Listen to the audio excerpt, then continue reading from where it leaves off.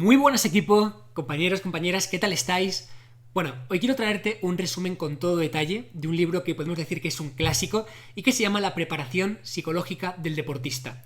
Es un libro que explica diferentes factores en cuanto a qué tener en cuenta psicológicamente para mejorar en tu rendimiento deportivo, y quiero comentarte que es un libro que, si bien está diseñado para rendir más a nivel deportivo, en competición, etcétera, creo que todos podemos sacar enseñanzas muy positivas para entrenar en nuestro día a día, mejorar nuestro rendimiento o incluso en nuestra vida. Así que quiero resumirte este libro con todo detalle y creo que te va a gustar. Como digo, es un libro que podemos decir que es un clásico, es un libro que tiene ya bastantes años, tiene unos cuantos años, pero no por eso no es válido, al revés, creo que es un libro muy válido y quiero compartir contigo las herramientas que se explican para que puedas aplicarlas en tu día a día. Primero, y antes de comenzar, quiero comentarte que, aquí abajo, en la descripción, tienes dos enlaces que te van a ser de muchísima utilidad. Primero, quiero comentarte que tenemos nuestra propia editorial y estamos publicando un montón de libros con un montón de autores. Tienes también mi libro disponible, mi último libro. Pero aparte de eso, que es importante pero no es lo que quiero transmitirte, quiero decirte que todos los resúmenes que vamos haciendo de forma gratuita, con todo detalle, justamente como el que estás a punto de ver, lo compartimos de forma gratuita en el link que tienes aquí abajo en la descripción, ¿vale? Entonces tienes el acceso a todos para que no te los pierdas, para que por lo menos guardes el link. Y en segundo lugar, si eres una persona, por ejemplo, como yo, que te gusta aprender, que te gusta leer, formarte, quiero que sepas que hemos sacado una formación súper potente, es muy intensiva, son 3 días muy intensos, en la que te enseñamos a leer prácticamente cualquier libro en menos de una hora. Por mi experiencia, como el 95% de los libros se leen en menos de una hora, y el 5% restante en menos de 2, aunque evidentemente esto es algo flexible, pero te enseñamos a mejorar tu capacidad lectora, mejorar tu capacidad de comprensión, comprender mucho más de lo que comprendes ahora mismo, tu retención, tu memoria, a transmitir ese conocimiento, en fin.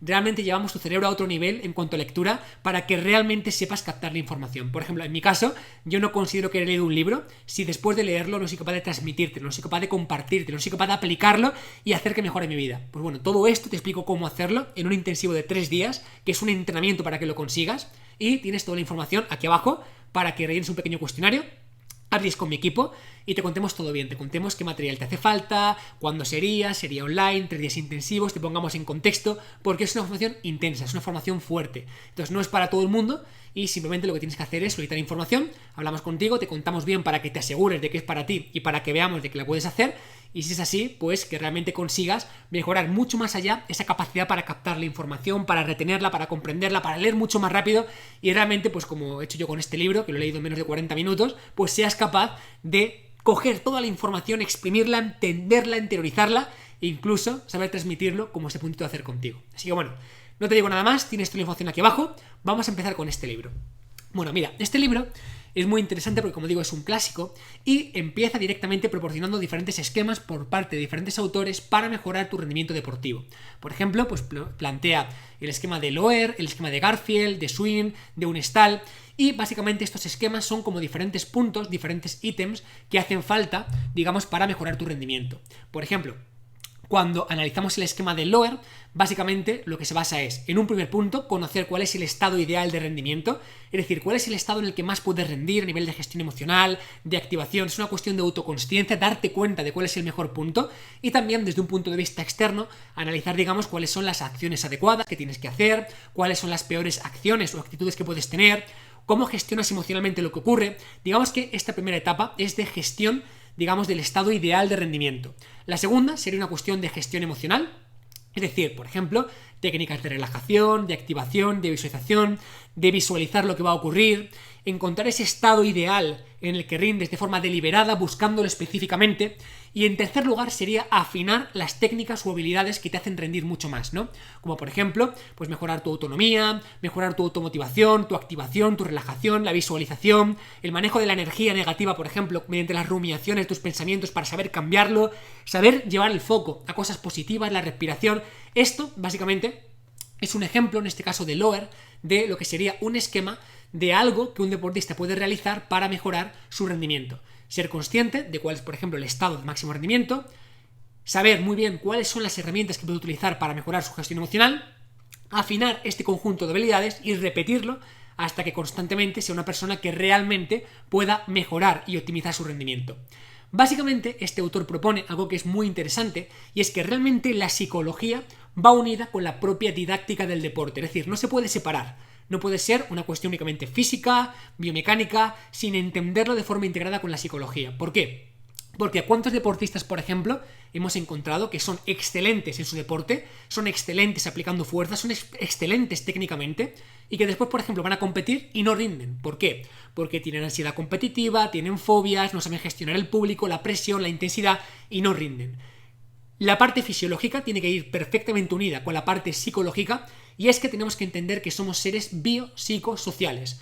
Hay una parte biológica que va a afectar, sistema nervioso, parte técnica, fisiología, correcto. Hay una parte psicológica que va a afectar todo lo que está aquí dentro y cómo lo gestionas y cómo lo trabajas, y hay una parte social también, las expectativas que tiene tu entorno, la recompensa que vas a obtener, la presión del público, etcétera, etcétera, etcétera. Todo es un compendio, es un conjunto y todo afecta al rendimiento. El autor dedica un capítulo orientado a los problemas psicológicos que nos encontramos en competición. Y básicamente los más frecuentes serían, por ejemplo, pues problemas emocionales, vinculados con la ansiedad, vinculados con la gestión emocional, vinculados con el agotamiento, que vas a la competición totalmente agotado, con la falta de sueño, con el compromiso que tienes con el público y la ansiedad que genera muchas veces, cuando, por ejemplo, pues has generado muchas expectativas en el público y ahora tienes que cumplirlas, o incluso, por ejemplo, un problema muy frecuente es la propia jubilación del deportista. Todos los deportistas están súper centrados, por ejemplo, en su fase competitiva, rendir más, pero ¿qué va a ocurrir cuando, por ejemplo, ya se hagan mayores y ya no puedan seguir compitiendo? Es algo que también psicológicamente hay que trabajar y afecta muchísimo, hay que saber gestionar. Pues todo esto lo toca el autor.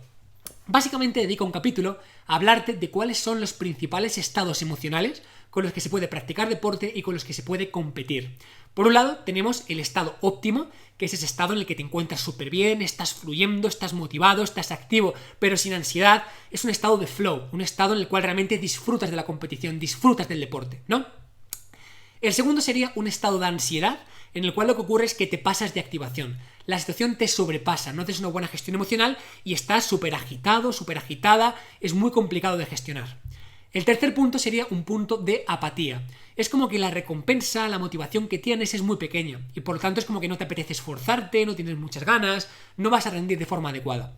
Y el cuarto punto serían las fobias. Cuando, por ejemplo, tienes fobia a salir al público, cuando tienes fobia, por ejemplo, a enfrentarte a ciertos grupos, a ciertos equipos, fobias que al final te incapacitan, te dejan totalmente indefenso y te anulan por completo, no puedes rendir prácticamente. Estado óptimo, estado de ansiedad competitiva, de apatía y estado de fobia. Evidentemente, la psicología deportiva te ayuda, te orienta a encontrar este estado óptimo en el que realmente puedes competir y puedes rendir. El autor explica que realmente no solamente estamos en un estado o en otro, no estás en un estado óptimo de ansiedad competitiva, de apatía o de fobia, no, sino que podemos viajar por diferentes etapas en el momento de la competición, y es justamente la parte psicológica la que nos ayuda a reconducirnos desde un punto de vista en el que realmente va a ser óptimo trabajar. Entonces no es un blanco o negro, sino que es un continuum donde directamente en una competición un atleta va a pasar por diferentes fases y la clave está en gestionarlo. ¿Por qué? Porque cuando no sabemos gestionarlo nos quedamos en esa etapa de fobia, de apatía o de ansiedad, y realmente se puede reconducir si aprendes a reconducirlo. Básicamente el autor habla de que hay varias herramientas para gestionar esta regulación de la energía, y son la energía, la motivación y la emoción. Y explica primero la diferencia entre varios conceptos, ¿no? Habla de la energía, que básicamente pues la energía es, digamos, esa capacidad para ejercer trabajo, los nutrientes, has descansado, todo eso es una predisposición a nivel de energía. La motivación, que tiene que ver con la expectativa y con la recompensa, tiene que ver con la dopamina, qué expectativa tienes, cuánta importancia tiene para ti, qué implica la recompensa, qué implica si ganas, qué implica si no ganas, al final es una cuestión de expectativa. Y evidentemente cuanto mayor es la motivación y cuanto más factible es para ti conseguirla, ¿no? Pues más energía se mueve en base a esa acción. La motivación es el motivo que te lleva a la acción. Es cuando la recompensa percibida, cuando la expectativa por la recompensa realmente te mueve, te motiva y te ayuda, ¿no? A generar esa energía. La energía, como digo, desde un punto de vista más metabólico, del sueño, la energía que tienes disponible para ejecutar un trabajo, y la motivación sería esa acción llevada a cabo por un motivo, ¿no? La motivación es el motivo que lleva a la acción, que tiene que ver con la recompensa y con la expectativa. Por ejemplo, si tú tienes muy buena energía, muy buena nutrición, has descansado, pero la expectativa a ganar o la recompensa es algo que no es tan interesante, pues no se va a movilizar toda la energía disponible, sino que simplemente, bueno, pues a lo mejor estás un poco más apático, te da igual, estás fisiológicamente en un punto muy bueno, pero psicológicamente pues no te compensa tanto, ¿no? Esforzarte por ello. Por otro lado tenemos la emoción, que básicamente la emoción va a estar vinculada con tus pensamientos, con tus rumiaciones, con qué piensas al respecto, con cómo vives e interpretas todo lo que ocurre. Y al final tenemos que entender que las emociones son adaptativas, es decir, nos han hecho sobrevivir.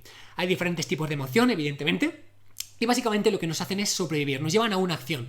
Por ejemplo, cuando tenemos una emoción vinculada quizá pues con el asco, con la repulsa, ¿no? Pues esto, por ejemplo, lo que hacía es que cuando tú hace muchos años olías algo que podía ser peligroso, directamente te apartabas de ello, ¿no? Te protegía al respecto. Pues la gestión emocional es súper importante en una cuestión deportiva, porque básicamente la interpretación que hagas de lo que está ocurriendo, el que vas perdiendo, el fracaso, cómo lo interpretas, qué pensamientos tienes, qué despierta dentro de ti que te lleva a la acción con estas emociones, lo va a cambiar todo. Porque si eres capaz de reconducir, de reinterpretar lo que está ocurriendo y verlo desde un punto de vista más positivo, pues al final vas a despertar un conjunto de emociones que te van a poner en un punto óptimo. Pero si ocurre al contrario, lo que va a ocurrir es que al final vas a escalar un conjunto de emociones que te van a hacer rendir mucho menos. Por ejemplo, pues desde el miedo, la ansiedad, el no control de la situación, etc. Entonces, al final, una cuestión súper importante dentro de esta propia gestión emocional es la reinterpretación de la situación, ¿no? Por ejemplo, podemos ir perdiendo en un partido y que esto sirva para venirnos abajo, para que seamos apáticos y para que realmente perdamos de verdad, o puede ser un punto de, de cohesión de equipo, un punto de reinterpretar, de aprendizaje. Depende de cómo lo interpretes y cómo lo trabajes, al final va a afectar de una forma totalmente contraria. Y esto es la cuestión principal. También el autor diferencia entre lo que es la ansiedad y lo que es el estrés. El estrés es algo normal. Cuando te expones a cualquier hecho que genera pues una tensión, supone estrés, pero el problema no es el estrés de forma periódica, de forma puntual. El estrés es un problema cuando es de forma crónica, cuando todo el rato tienes estrés, ¿no? Y la ansiedad básicamente, digamos que es una respuesta magnificada, es decir, es una pérdida total del control emocional y es una respuesta amplificada de miedo. Tienes ansiedad porque estás percibiendo una situación que se escapa a tu control, que da mucho miedo, que es lo que no te sientes capacitado, pero no es lo mismo ansiedad que estrés. El estrés puede ser muy positivo con la dosis óptima y el contexto adecuado, y la ansiedad básicamente es un descontrol emocional, es una situación amplificada de lo que está ocurriendo. Por eso es incapacitante en muchos casos, porque da un miedo terrorífico, es realmente estás perdiendo el control de lo que está ocurriendo. ¿Bien? Bueno, te pongo un ejemplo muy sencillito para que se pueda entender esta parte. Por ejemplo, imagínate, un levantador de pesas, ¿vale? El levantador de pesas puede tener un objetivo, como por ejemplo levantar 120 kilos. Vale, ¿cuál es la motivación de este deportista? La motivación es el deseo, ¿no?, de levantar estos 120 kilos. Es decir, es la expectativa de lo que va a sentir al levantarlos y lo que implica levantarlos. El reconocimiento social, si va a ser un campeonato de España y es un récord de España, lo que sea, ¿vale? ¿Qué es lo que ocurre? Que realmente la relación que existe entre el deseo por obtenerlo y la dificultad para conseguirlo es lo que va a marcar la activación que tengamos en la actividad. Es decir, si por ejemplo tenemos un deseo súper grande, pero realmente la dificultad para conseguirlo es muy baja, no va a hacer falta una gran activación. No va a hacer falta una gran activación para conseguirlo. Sin embargo, si el deseo es muy grande, muy grande, y la dificultad es muy alta, pero conseguible, eso va a generar un estado de motivación, de activación, de que se te ponen los pelos de punta, de que estás súper concentrado, de activación y focalización máxima, y ese estado se consigue justamente por esta relación entre la meta, el deseo y la dificultad para conseguirla. Hay un autor que me gusta mucho, que es Mihaly Csikszentmihalyi, que básicamente tiene un libro muy conocido, se llama Flow, Fluir, en el que explica cuál es la relación, ¿no?, entre factores que tienen que ocurrir para que realmente un deportista, un estudiante o en cualquier tarea entremos en este estado de flow, en este estado de disfrute, en este estado de rendirte, en este estado de que sea todo automático prácticamente.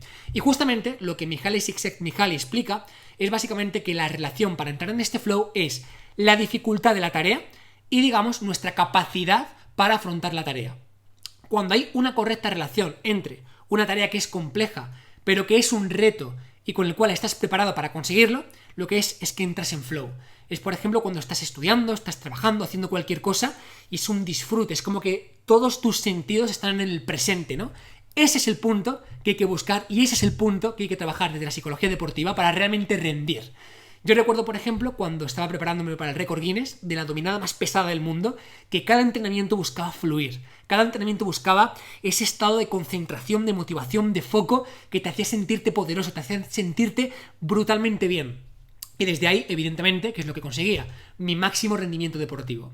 Cuando realmente los días, pues a lo mejor los pasaba sin tanta motivación, sin tanto foco, rendía menos. Esto es el punto que hay que buscar y este es el punto que hay que conseguir. El autor habla, y cita de hecho a Mihaly Csikszentmihalyi, y también habla de que al final, cuando estamos en una situación deportiva, por ejemplo compitiendo, digamos que hay un procesamiento de la información. Este procesamiento casi todo es subconsciente, es tu cerebro el que lo hace, ¿no? ¿Qué es lo que ocurre? Que cuando tu cerebro percibe mucha amenaza, esto hace que realmente se perciba cierta ansiedad, sientas cierta ansiedad, ¿no? Y también lo que explica es que cuando estamos muy sobreactivados, con mucha emoción, con mucha activación, esto hace que se pierda atención selectiva. Por eso hay una relación prácticamente lineal entre la dificultad de una tarea y, digamos, entre la dificultad de esa tarea y, digamos, el foco, ¿no?, que tenemos con esa tarea, el nivel de activación con esa tarea. Por ejemplo, si una tarea es muy compleja, tú lo que tienes que estar es tranquilo para poder hacerla. Si estás sobreactivado, al final, como digo, pierdes esta capacidad de atención selectiva y es mucho más complicado hacerla. Habla, evidentemente, de el arousal, ¿no? Habla, evidentemente, de que no más activación es mejor para una actividad deportiva, sino que hay una activación que es muy baja y no es válida, hay una activación que es un poquito más alta y que es perfecta para cada tipo de actividad, y hay pues mucha más actividad en la cual pues no rindes más en esa tarea.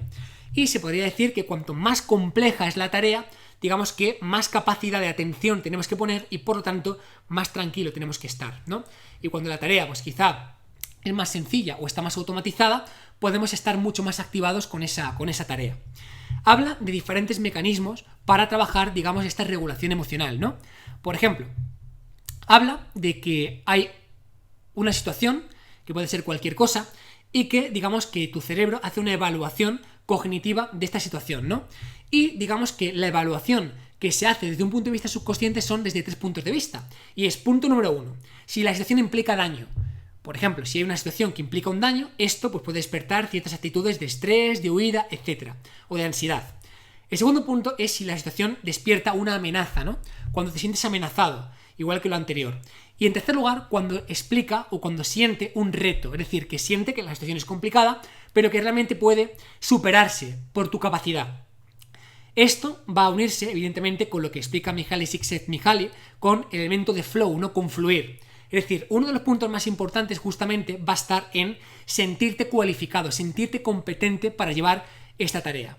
Si tú, por ejemplo, te expones a una situación de daño y no estás cualificado, la relación, la balanza entre el daño y la cualificación, la competencia, va a estar muy desajustada para el daño. Y eso va a generar estrés, ansiedad, incapacidad, no vas a poder hacerlo. Cuando una situación es de amenaza y de incompetencia, igual, la amenaza percibida es mucho más alta que tu capacidad para solventar la amenaza, por lo tanto va a ser muy complicado. Pero cuando el reto es un reto y tú eres competente, lo que sientas es ese estado de flow justamente, porque estás, digamos, empujándote hacia algo que puedes cumplir, que te reta, pero con lo cual eres competente, tienes autoestima y autoconfianza para poder hacerlo. Encontrar este punto y trabajar estos puntos es súper importante, es decir, desde un punto de vista de la psicología, va a haber que convertir los daños en amenazas, las amenazas en retos y, por supuesto, pasar de una incompetencia a una competencia y una buena autoestima y una buena autoconfianza para que el daño y la amenaza pasen a ser más visto como reto que lo contrario. Es decir, que es una parte de gestión personal que es importantísimo trabajar para realmente rendir. De hecho, el autor plantea que hay diferentes formas de afrontamiento, ¿no? Hay diferentes formas de afrontar una situación competitiva, estresante, de ansiedad, etc. Esto realmente, y siendo el libro un poquito ya antiguo, pues podemos decir, ¿no?, que realmente se queda un poco coja esta parte. Hay muchas más formas de trabajar el afrontamiento. Pero básicamente el autor explica que de forma generalizada, digamos que tenemos varias formas de afrontar una situación competitiva, de ansiedad o de dificultad. La primera es poner el foco a nivel interno, en la gestión emocional, es decir, en lo que estamos pensando, lo que estamos sintiendo, foco interno. En segundo lugar sería poner el foco en el problema, en lo que es la conducta, solventar el problema, encontrar la solución, la planificación. Y en tercer lugar sería desde un punto de vista multifactorial, que al final sería, digamos, lo correcto, ¿no? Es decir, trabajar la gestión emocional, trabajar los pensamientos, las cogniciones, trabajar las rumiaciones, trabajar las conductas y, por supuesto, trabajar el foco en el problema para encontrar la solución. El autor hace un gráfico que me ha gustado mucho y es básicamente dividir este gráfico en varios puntos. Por un lado, situaciones de mucha energía, Por otro lado, situaciones de baja energía. A la izquierda, situaciones agradables. Y a la derecha, situaciones desagradables, ¿no? Y habla que en función del punto energético en el que estemos y lo agradable que sea una tarea para nosotros, vamos a comportarnos de forma distinta. Por ejemplo, ante una competición, una tarea, un deporte, un lo que sea, con mucha energía disponible y además que sea muy agradable, ¿cómo te vas a sentir? Te vas a sentir atento, con calma, relajado, enérgico, activo, focalizado. Vas a sentirte en estado de flow, ¿no? Como dice Mihaly Csikszentmihalyi. ¿Qué es lo que ocurre? Que si tienes mucha energía, pero la tarea es desagradable, vas a encontrarte nervioso, con ansiedad, con miedo, con frustración. Ostras, hay que pasar de un punto al otro. Hay que pasar de este punto a este para encontrarte bien, hay que trabajarlo. ¿Qué es lo que pasa? Que si tienes baja energía y la situación es agradable, vas a encontrarte cansado, fatigado, desconcertado, no vas a saber qué hacer, etc. Y al contrario, si tienes baja energía y la situación es desagradable, vas a encontrarte aburrido, irritado, enfadado, frustrado, etc. Bien, es importante reevaluar la percepción de la situación. Es decir, encontrar esos puntos, esa historia que te estás contando y poder cambiarla para que la situación, pues a lo mejor no sea tan desagradable y pasarla a un punto agradable, o la baja energía, que está bajita, pasarla a un punto de más energía. Y esto se puede hacer con la psicología deportiva. Por ejemplo, desde un punto de vista en la que la situación es desagradable, podemos reinterpretar la situación cambiando la historia que nos estamos contando. Por ejemplo, pues si no te ha gustado algo que ha hecho una persona, pues a lo mejor intentar indagar en cómo se ha comportado o en por qué lo ha hecho, ¿vale? Comprender para perdonar, pues puede ser algo que, oye, pues vale, lo he hecho así, no pasa nada, me siento un poquito más coherente, puedes sentirte un poquito mejor y con ello mejorar tu rendimiento. Y por supuesto, cuando tienes una baja energía, puedes también utilizar herramientas para subirla, ¿no? Basadas en la visualización, en la activación, música, motivación, imágenes mentales, en fin, hay diferentes herramientas para subir ese nivel de energía. Calentar, moverte, activarte, motivarte, la presión del público, todo eso puede ayudar, ¿bien? Bueno, y un concepto que me ha parecido súper interesante de este libro es que el autor diferencia entre lo que es lo tólico y lo paratólico, ¿no? Te pongo un ejemplo muy sencillito. Básicamente habla de la diferencia que hay entre, por ejemplo, que tengas una meta autoimpuesta, por ejemplo, que tus padres, tu entrenador te ponga una meta autoimpuesta, y lo que implica tener una meta elegida. ¿Cómo vas a rendir mucho más? Evidentemente cuando la meta es propia, cuando nace de ti, cuando es personal, ¿no? Habla de la diferencia que hay entre deportistas que se focalizan en los resultados y deportistas que se focalizan en los procesos. ¿Qué deportista va a rendir mucho más? El que se focaliza en los procesos. ¿Por qué? Porque cuando cambias el conjunto de procesos, cambian los resultados. Cuando únicamente pones el foco en los resultados, no hay foco en los procesos. No hay foco en lo que realmente va a cambiar los resultados, ¿no? Habla de que hay deportistas que se focalizan únicamente en el futuro, en ganar, en la competición, y otros que se focalizan en el presente. ¿Qué deportistas tienen más posibilidad de triunfar a largo plazo? Los que se centran en el presente, los que no están en el pasado, con lo que fueron, en el futuro, lo que van a conseguir en el momento actual. Y por último, habla de que justamente los deportistas de una categoría o la otra se caracterizan porque unos planifican, son súper rigurosos, tal y cual, y otros son mucho más espontáneos. Todo esto está totalmente vinculado con el concepto de fluir. ¿Qué hace falta para fluir? Hace falta que la meta sea elegida, sea personal, te motive, las expectativas, la recompensa, que disfrutes del proceso, que pongas el foco en el proceso y no en el resultado, que vivas el momento presente, que lo disfrutes y que estés espontáneo con lo que estás haciendo. Eso es lo que te va a hacer fluir. Básicamente, el autor plantea además diferentes factores que te van a hacer mejorar o controlar tu energía, ¿no? Y explica pues cuáles pueden ser estos factores para mejorar tu energía, como por ejemplo la experiencia deportiva te va a hacer controlar mucho mejor la energía disponible, te va a ayudar a automotivarte, te sientes más competente, te sientes más líder en el equipo, ¿no? La experiencia deportiva, por ejemplo. El nivel de motivación que implica, por ejemplo, el encuentro, si es un partido pues a lo mejor más bajito, más alto, una final, el nivel de motivación va a hacer que tengas más o menos energía disponible. La personalidad, tu autoconfianza, tu autoestima, tu autodeterminación, tu autoconcepto, todo esto afecta evidentemente al nivel de energía. Si te sientes poquita cosa, tienes un bajo autoconcepto, no te sientes competente, al final estás apocado, eres poquita cosa, ¿no? Cambiar la percepción de lo que estás teniendo, por ejemplo, ante una derrota, ¿no? El saber autorregular esa parte. Todo eso va a afectar muchísimo también. La fatiga central que tengas cuando estás fatigado, si has competido mucho, todo eso va a afectar muchísimo a tu energía disponible. Y por supuesto la preparación que hagamos desde un punto de vista fisiológico y desde un punto de vista psicológico. Todo esto cambia por completo la energía disponible para competir o para practicar un deporte. Y además habla de los diferentes problemas sociales que nos encontramos desde un punto de vista psicológico. ¿Por qué? Porque hemos visto que somos biopsicosociales, biológicos, psicológicos y sociales. Y claro, analiza diferentes elementos, sobre todo cuando hablamos de deportes de equipo, que pueden estar vinculados desde un punto de vista psicológico-social, como por ejemplo la eficiencia y eficacia del colectivo, como por ejemplo la expectativa que tenga cada uno de los miembros de un grupo, como por ejemplo la profecía autocumplida, cuando por ejemplo pues todos dicen que son malos o que ya han perdido contra este equipo, al final es una profecía que tiende a cumplirse, la cohesión que haya en el grupo, la compatibilidad entre los miembros del grupo, el liderazgo, el cómo se dirige ese equipo, todo eso va a ser súper importante e interesante. Y además el autor dedica un capítulo completo a hablar de métodos psicológicos para mejorar tu rendimiento deportivo.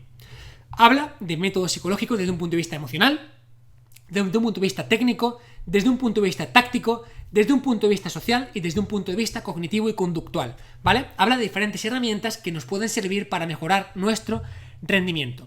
Por ejemplo, desde un punto de vista emocional, aplica básicamente diferentes categorías en función de dónde ponemos el foco en la influencia. Por ejemplo, cuando ponemos el foco, por ejemplo, en la regulación de cómo se afronta, cuando ponemos el foco, por ejemplo, en la actitud que tenemos, en la activación que tenemos, más relajado, más activo, cuando ponemos el foco en la personalidad, en función de dónde ponemos el foco con cada una de las técnicas, digamos que se dividen en categorías distintas, ¿no?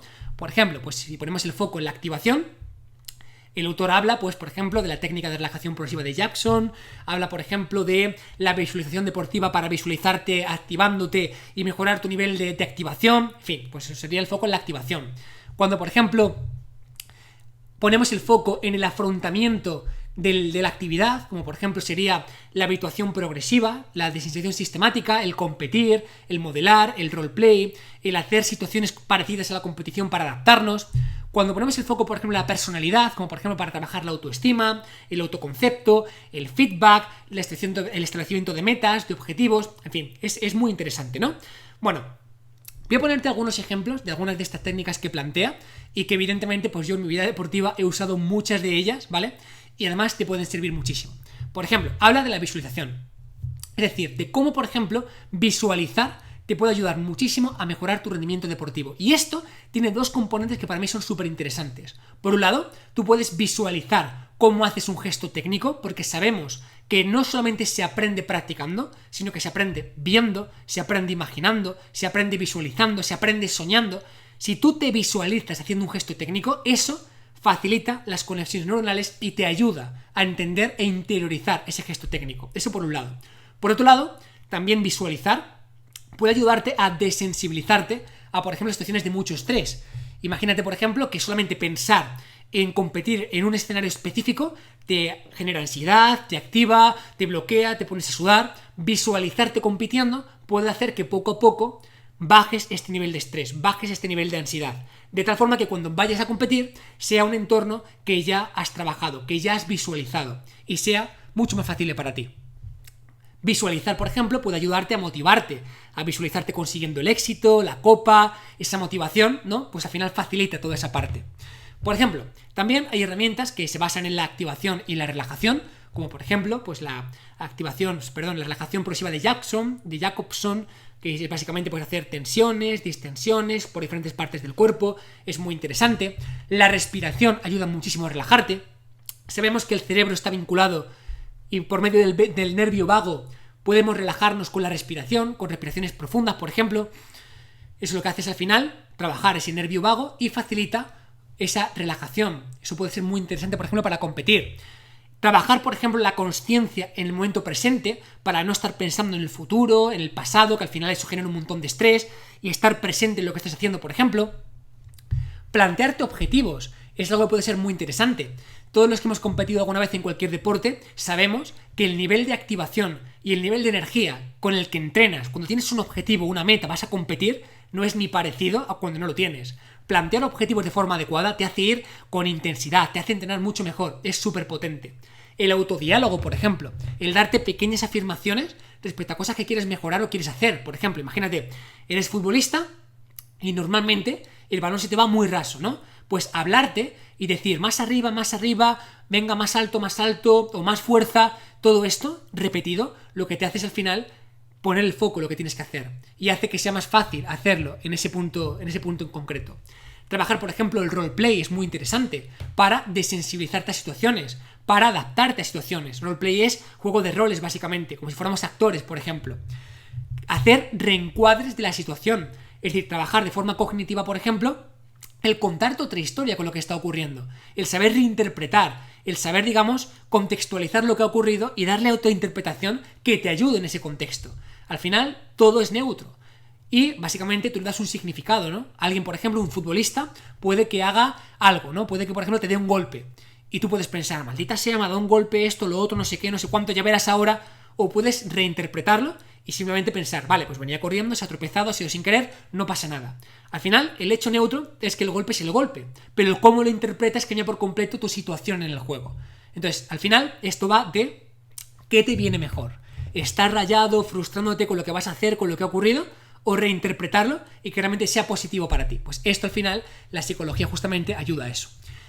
Valorar los éxitos que estás teniendo. Qué fácil es valorar los fracasos y qué complicado es valorar los éxitos. Pues al final, el ser consciente de lo que has conseguido, de los pequeños microéxitos, de lo que estás mejorando y el foco en el progreso y el foco en el proceso puede ayudar muchísimo, realmente. Puede ayudar un montón. También hay herramientas, por ejemplo, basadas en el foco externo, basadas en la focalización externa, también basadas en la focalización interna, en percibir tus pensamientos, tus emociones, por ejemplo, las rumiaciones que vas teniendo, tus pensamientos, para poder cambiarlo básicamente, ¿vale? La desensibilización sistemática, por ejemplo, a un hecho competitivo, a una situación, a un lo que sea, todo eso va a afectar. Y por supuesto, como hemos comentado, pues herramientas como visualizar, meditar y por supuesto, pues una ayuda por parte de un psicólogo deportivo te va a ayudar un montón. Dedica un último capítulo, básicamente, a hablar de cómo se tienen que reintroducir los conceptos psicológicos dentro del plan de un deportista. Habla, por ejemplo, de cómo incorporar herramientas psicológicas en el macrociclo, en el mesociclo, en el microciclo, antes de competir, pero básicamente la clave principal va a ser, por un lado, que se introduzcan de forma progresiva, no de forma chocante, sino que haya una habituación, que sean coherentes con todo el plan que se está teniendo a nivel deportivo y por supuesto que haya un proceso de evaluación por parte de un profesional. Es decir, esto son herramientas que tú puedes utilizar en tu día a día y que te van a servir un montón, pero el que haya un psicólogo deportivo que te pueda evaluar, que te pueda acompañar, que pueda verte desde fuera y echarte una mano, es un proceso fundamental. Preparación psicológica para el deportista. Un libro clásico, un libro que tiene un montón de años, un libro que aporta un montón de información y un libro que te recomiendo leer. Más adelante, en próximas clases, compartiré contigo libros más recientes, pero creo que como contextualización y como punto de partida es un libro muy, muy interesante. He tardado en leerlo aproximadamente en torno a 40 minutos para sacarte la información más importante, más detallada y que realmente te pudiera servir. Con esto te quiero decir dos cosas súper rápidas para terminar. Y es, punto número 1, hago un montón de resúmenes cada semana, hago una barbaridad, prácticamente un libro al día y por tanto un resumen al día, y tienes todos de forma gratuita disponibles en el link de aquí abajo en la descripción. La editorial, con todos los libros, tienes también mi libro que puedes adquirir, por supuesto, acaba de salir ahora mismo, tienes todo aquí abajo. Y en segundo lugar, si eres una persona que quiere aprender a coger la mejor información de cada libro, hacerlo en tiempo récord, disfrutar de cada lectura, mejorar tu concentración, tu atención, leerte prácticamente cualquier libro en torno a 1 hora, 2 horas como máximo, mejorando tu retención, tu comprensión, sabiendo asociar todo mucho mejor, tomando notas. Bueno, quiero que sepas que tienes aquí abajo toda la información de mi superformación de aprendizaje acelerado y que sepas que son básicamente 3 fases. Una fase de captación de la información para aprender a leer, mejorar tu captación lectora, o sea, te va a explotar la cabeza. Una segunda fase de retención, memoria, técnicas de estudio, toma de apuntes, que es increíble. Y una tercera fase de comunicación, de transmitir mejor ese conocimiento, ¿vale? Entonces, bueno, que sepas que tienes toda la información aquí abajo, échale un ojo. Y si te apetece conocer un poquito más, tienes una llamada con mi equipo, te contamos bien, preguntas todas tus dudas, te contamos el material, cuánto es, te contamos todo. Y será para mí un placer enorme, que realmente, pues poder transmitirte todo esto que he aprendido en tantos años y que a mí pues son habilidades que me han cambiado la vida. Porque al final, ¿cuánto tardas en leer tu libro? ¿1 semana? ¿1 mes? ¿2 meses? Está genial. O sea, realmente, bueno, está muy bien, lo importante es leer, pero que sepas que se puede leer todo mucho más rápido, de una forma mucho más eficiente, realmente disfrutar igual de cada lectura, reflexionar igual de cada lectura, aprender más todavía de cada lectura y sobre todo mucho más fácil, mucho más aplicable y mucho más práctico para tu día a día. Entonces, quiero que sepas que tienes toda la información aquí abajo y que el hecho de que yo me lea prácticamente cualquier libro en menos de una hora no implica que lo disfrute menos, no implica que no reflexione sobre ello, al contrario, disfruto más, reflexiono más y lo que me permite es no apegarme al madre mía, este libro espero que me guste, voy a estar un mes con él, no, porque me lo quito en un día, me lo quito en una hora. Es más, te digo algo, si después de mi formación no eres capaz de leerte un libro al día, lo que cueste, el momento en el que la estés adquiriendo, te devuelvo el dinero, me da igual. Si no eres capaz de leer tu libro al día, te lo devuelvo. O sea, fíjate qué confianza con la que te estoy hablando de todo esto y lo machacado que tengo el sistema después de tantos años para poder compartirlo. Llevo desde el 2013 compartiendo contenido en YouTube. He hecho muchísimo contenido, te podría decir miles de horas de contenido en todas mis plataformas. Y todo esto, pues al final, me ha hecho aprender a leer, a ser mucho más rápido, a ser mucho más eficiente, a diseñar sistemas que te permiten llevar tu cerebro a otro nivel y por tanto comprender mucho más, retener mucho más y captar mucho mejor la información. Y ahora, por primera vez, lo quiero enseñar. Así que tienes toda la info aquí abajo, te mando un abrazo muy muy grande y te veo en próximos resúmenes y en próximas clases. Muchísimas gracias. Nos vemos.